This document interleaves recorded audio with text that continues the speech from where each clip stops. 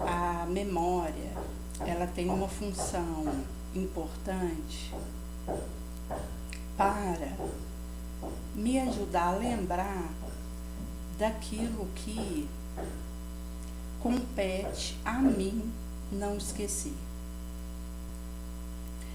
Quando comentamos da talhação dessa lembrança, passa por um mistério de acender possibilidades no meu mecanismo que me leve a ler algo, associar determinado objeto a algo, vir o retrospecto de dada situação, que me insufle uma vigilância e a paração de uma eminência de queda, que eu retrocedo e tomo uma diretiva protetiva de forma que não seja necessário eu falhar, deslizar, para lembrar do essencial. Eu já me premuno daquilo e me precavejo. Quando consideramos a orientação da espiritualidade maior em questão de conduta e pensamento que precisamos vir a ter, ocorre uma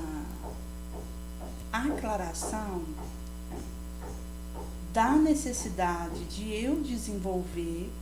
mecanismos para gravar aquilo que preciso. Visto que o benfeitor não vai ficar me relembrando a todo momento o que eu tenho como obrigação de registrar e forar no meu ímã. Conforme é elucidado em Missionários da Luz, em que André Luiz vai explicar mecanismo de silenciação do benfeitor quando repetida vez percebe que o seu tutelado prefere agir de modo próprio a acolher aquela orientativa que aconteceu. E nesse sentido, existe o risco de me escapulir algo que poderia ter agarrado caso fortalecesse os meus circuitos neuronais de gravação, essa circuitaria digna que me faz associar e me premunir para a boa luta. No Evangelho segundo o Espiritismo, no tópico do capítulo A Fé Transporta Montanhas, vai dizer que a fé, ela vai ser aurida para que eu desenvolva uma força, uma energia necessária para realizar o imperativo da abnegação, do devotamento, da paz e milagrar o amor em ação. E com essa virtude, seja qual for o pendor negativo que eu traga, a sombra que me acompanha, vou vencer e sobrepor a minha intenção nobre àquele chamamento desde todos.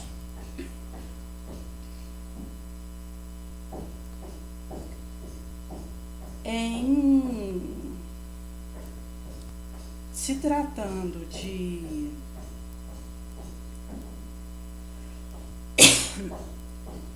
ter claro essa força que trago, esse movimento que disponho e desejar colocá-la a serviço para que a vontade per si se dobre a esse energético, poderia realizar prodígio que estaria catalogado na conta de sobrenatural, de um portento, mas que é o desenvolvimento de uma virtude que levei a fluxo no limite das minhas possibilidades.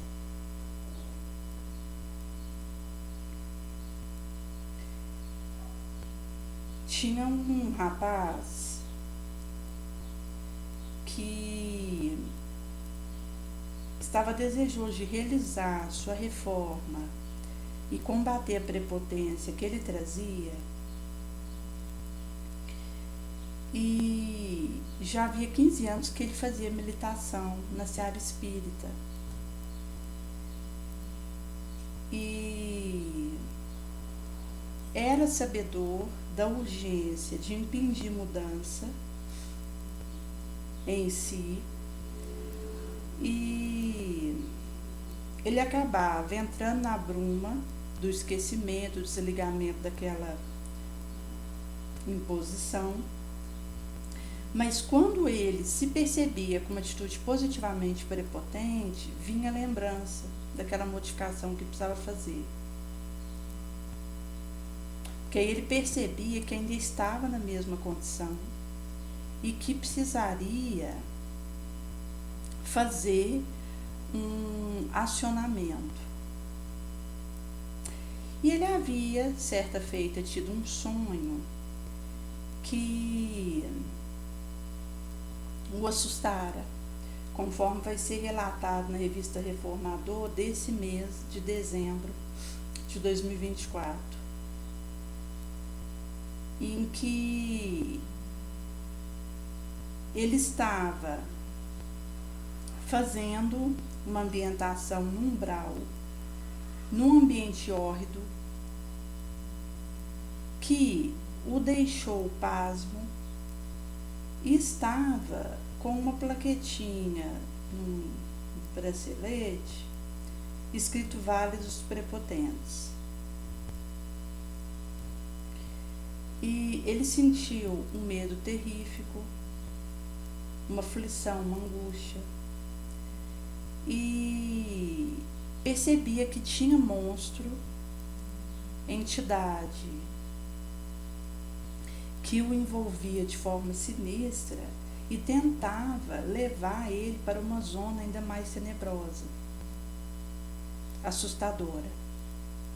Isto é, ele só não desceu mais abaixo quando sempre pode piorar, e existe desde o umbral superior, umbral médio, umbral inferior, o Vale do Suicida, região subcrostal,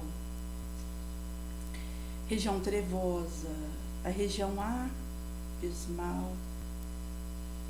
E,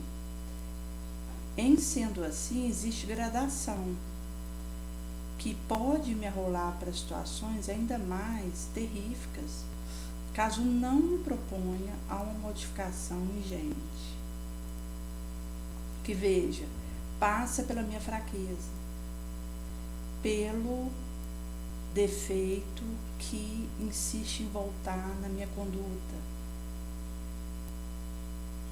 seja uma instabilidade, um excesso de sensibilidade, uma prepotência, o que for a dificuldade que percebo que resiste aos meus esforços e aquilo volta ameaçador, é para onde devo fazer a canalização do meu esforço de combatimento, que é essa vitória sobre mim mesmo e sobre o pendor que trago. E é nisso que se reconhece o verdadeiro trabalhador do Cristo, aquele que se propõe a seguir após o Mestre e fazer uma caminhada limpa com ele, se manifesta pela minha vontade, o meu esforço, o movimento que impinge para vencer o meu pendor negativo. Que nessa pauta do esforço que faço rodar, isso gera um remoinho que esparge um cometimento elevado, onde a vontade decide obedecer à verdade, faço uma renovação contínua, sem solução de continuidade da minha mente, do meu gemal. E o epicentro da metanoia se derramando, cuja transformação moral me apta a controlar o meu pendor prejudicial.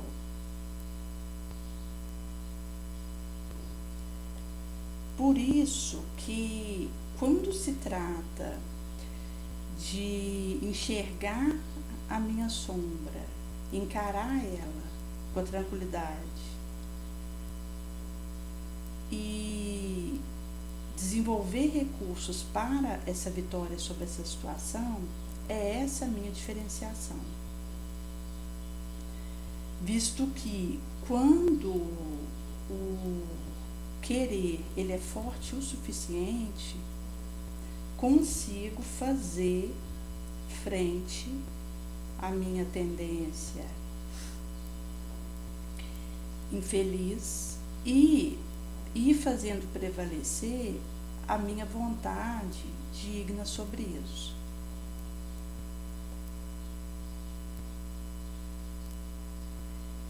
E conforme vai dizer no Livro dos Espíritos, no tópico 911, cuja pergunta: existe alguma paixão tão irresistível, viva, entranhada, que a vontade não teria poder de superar, desarraigar aquilo? E cuja resposta está nessa linha do meu desejo, cujo lábio diz que quer, mas não estou tão certa disso e confortável como digo. Se eu me acredito derrotada, a vítima, a que está no prejuízo, é que o meu espírito de alguma forma se compraz nessa vibração, devido à minha inferioridade mesmo, e tem como desfraldo me acreditar inapta para vencer minha paixão, meu desatrelo.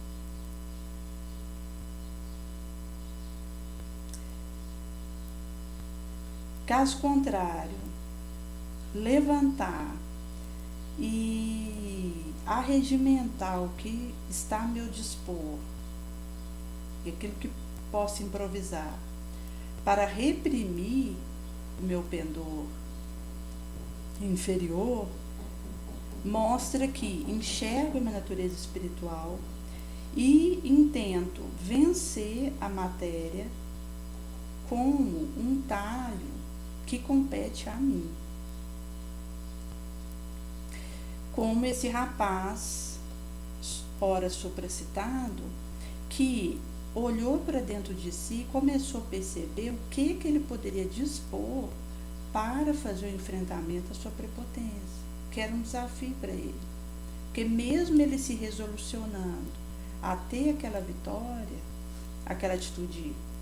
gemal, ele se pegava voltando em pensamento prepotente, em conduta arrogante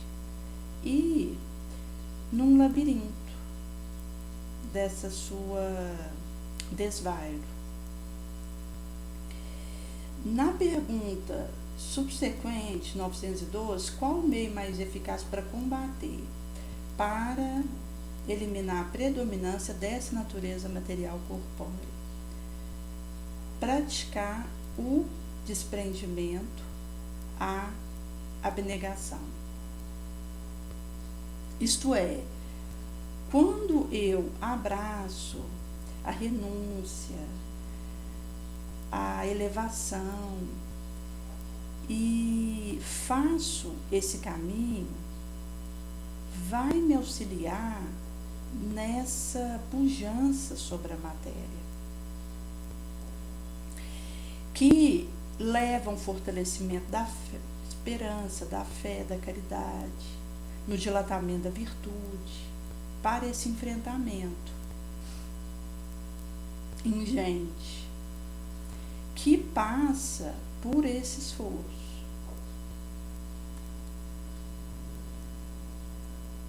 E com o Armando não foi diferente. Ele fez uma análise daquele sonho,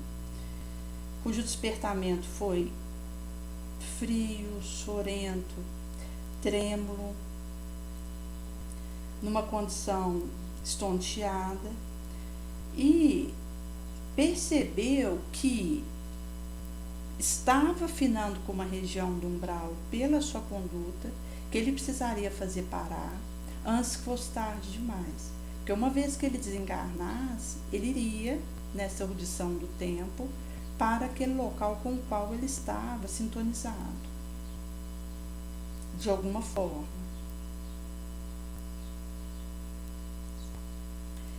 E ele precisaria corrigir como prioridade que correu atrás e enxergou na questão da falta da memória ou da memória propriamente dita a chave da questão. Como se lembrar daquela decisão, de se frear a tempo e de pôr um recuo na conduta desditosa antes de se pegar novamente nela, para o qual restaria uma nova promessa, um novo ensejo que já havia sido novamente descumprido. E isso passa pela vigilância da minha conduta, do meu movimento. À medida que vou avançando na cautela, na observação do meu movimento, daquilo que chega até mim, eu vou aprendendo a assimilar sinais de como funciona, daquilo em que tendo a cair mais, daquilo que é mais desafiador para mim, das táticas que dão mais resultado, no meu caso, daquilo que, devido ao meu mecanismo digital, por ser único e partícipe individual. Vou conseguindo acertar mais e errar menos.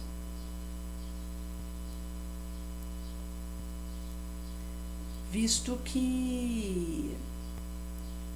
quando existe essa talhação do olhar observador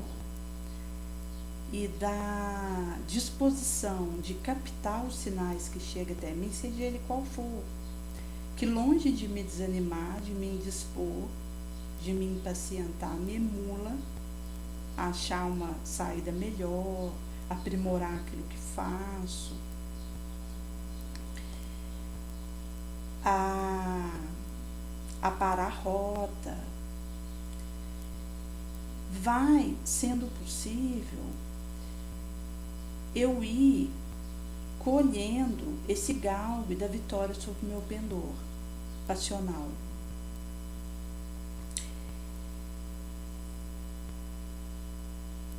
Armando, então, volta à cena, lembra daquele bracelete ali, fixado no seu braço, e providencia numa loja de bijuteria, onde colocaria aquele objeto ali, preso ao seu braço, como uma lembrança dessa frenação ao seu impulso que ele precisaria fazer bem sucedida. Mesmo se achando ridículo, sinistro com aquele bracelete, pensou no caminho que ele estava se propondo a fazer e valeria qualquer sacrifício para escapar e se afastar do risco de mergulhar naquele vale tenebroso, esdrúxulo, quando viesse o seu, que ele seria chamado para demandar o além, para uma região de afinação tonalística, vibratória.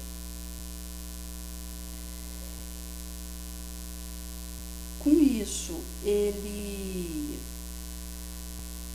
precisou pegar um ônibus na manhã seguinte para ir para o trabalho, conforme era habitual. O ônibus supracitado desviou a rota e ele ficou indignado, impaciente com aquela situação e já questionou o cobrador e já estava para derramar vitupério na sua direção, quando veio a flux o seu propósito, aquilo que havia propositado e colocado de seguir,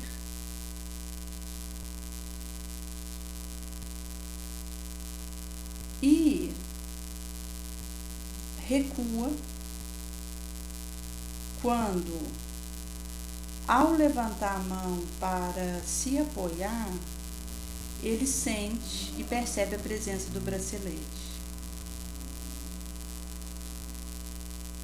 que, de forma inarticulada, o alerta que era o momento dele frenar. Aquele desejo de derramar vitupério, de agredir aquele motorista. E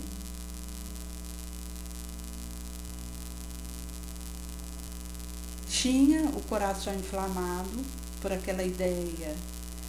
que o encolerizava daquele motorista ter cortado o caminho, ter feito um desvio e deixado pessoas aguardando,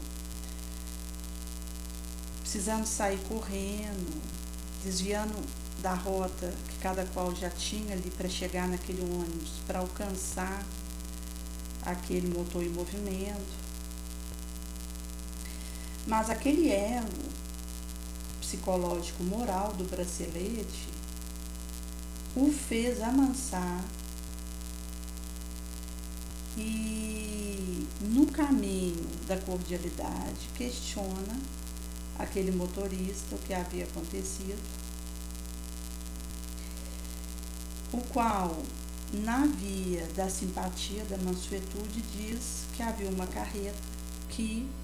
obliterava a passagem do ônibus, o qual teve um sentimento de vergonha da parte de Romano por se perceber imiscuído de um preconceito, de um ponto de vista diante daquele senhor idoso que ainda precisava ganhar o pão de cada dia naquele trabalho, e com fraternidade, bom trato, o explicava e colocava a par do ocorrido. E aí ele percebe a distância entre ele e aquela atitude humilde ali diante. Em que ele se considerava entornando de direitos, e aquele senhor, apesar do desgaste, do trabalho ao longo dos anos, de forma amável, doce, o explicava e orientava. E aqui entra a vibração pesada, nefanda que ele havia enviado. Aquele senhor tentou modificar a condição, enviar uma vibração bonana, e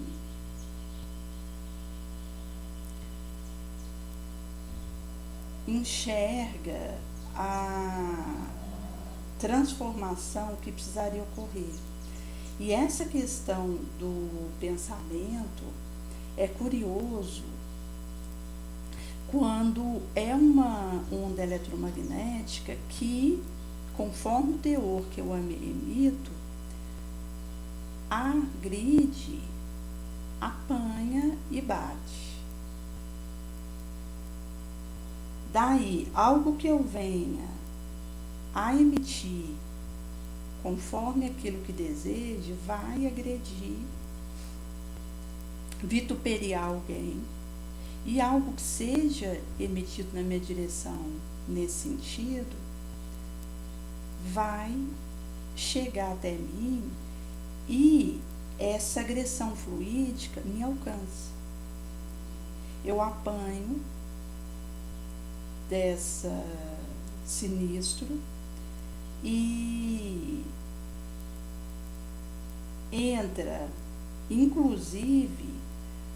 objeto extracorpóreo, extrafísico, que pode ser manobrado para isso. Aí entra na questão do protocolo apométrico, onde precisamos considerar que quando existe de uma entidade, encarnada ou desencarnada, uma emissão de ódio na direção de alguém, aquele pensamento carregado, ele alcança esse alguém, que se não tiver uma defesa mínima para lidar com isso, pode desequilibrar, e aquele que emitiu aquele pensamento odioso se torna responsável pela consequência que isso tem no que fez chegar, visto que aquele que recebe uma vibração de ódio de alguém e vem a ficar obsedado por isso, a ter um desequilíbrio, uma desarmonia, isso vai refletir na responsabilidade do emissor, na pauta do grau de estrago e dano que ele realiza com isso. E na conduta de enviar um pensamento na direção de algo, de alguém, eu recebo sinergia, seja para o bem ou seja para o mal. Se for um pensamento benéfico, de reposição, de paz na direção de alguém, a entidade benevolente,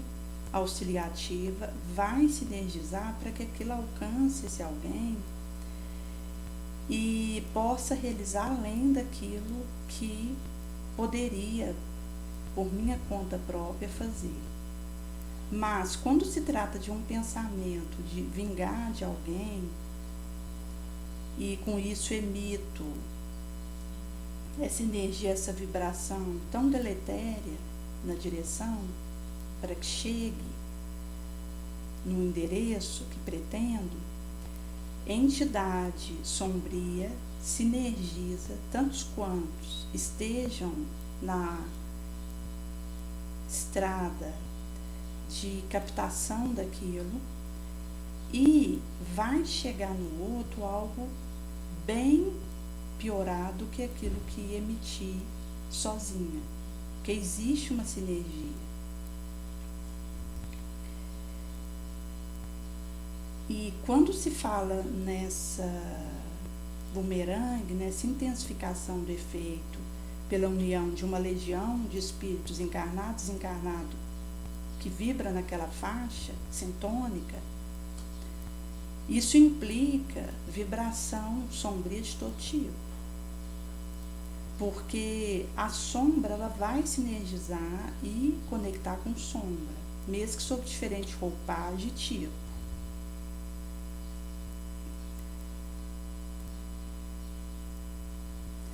Com isso, vai acontecer uma série de ciclópica sinistra no endereço daquele que recebe isso, que não deixará de cair na minha responsabilidade, mesmo que tenha havido uma legião partícipe daquilo,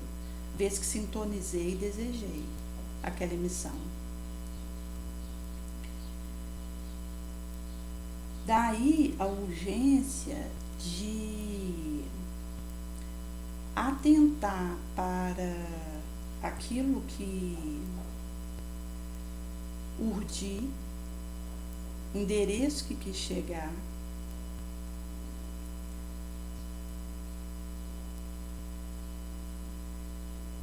e Armando enxerga essa geração de memória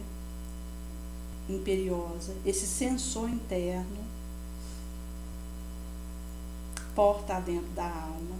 que o alertasse e chacoalhasse quando ele estivesse na iminência de cometer o delito.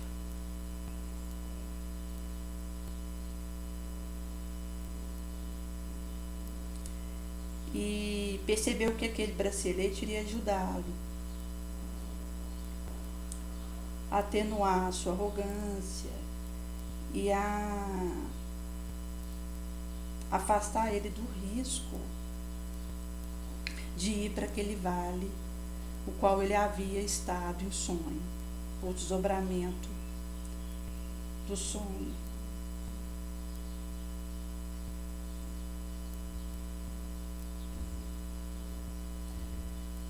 E isso mostra que a humildade ela vai me ajudar a administrar o que eu aprendi com a devida grandeza e elevação, e me afasta do risco de usar o que está emprestado na minha mão, seja inteligência, um conhecimento, um raciocínio, como arma que nessa via que foi colocada de acúmulo de afins pode gerar catástrofe que, por ter tido a participação legionária, não invalida minha responsabilidade pessoal no delito, pelo contrário, eu me torno partícipe daquela situação e precisarei responder pelo dano que causo quando, de moto próprio, emito algo e